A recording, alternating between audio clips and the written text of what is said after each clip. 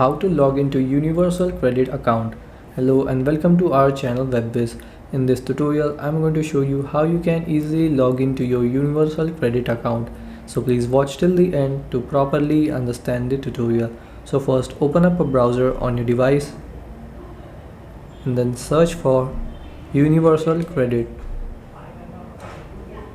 Now here you have to go to the UK government's sign into your universal credit account website.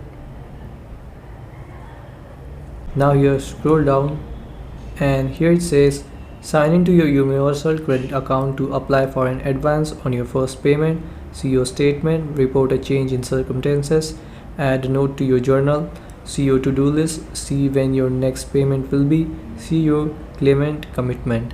So here you have to tap on sign in. Then here again scroll down and here you have to enter your username, the universal credit username, and then tap here and type your password and then tap on sign in. If you forgot your username you can tap here. If you forgot your password you can tap here and recover your username or password. So this is how you can sign into your universal credit account. Thanks for watching.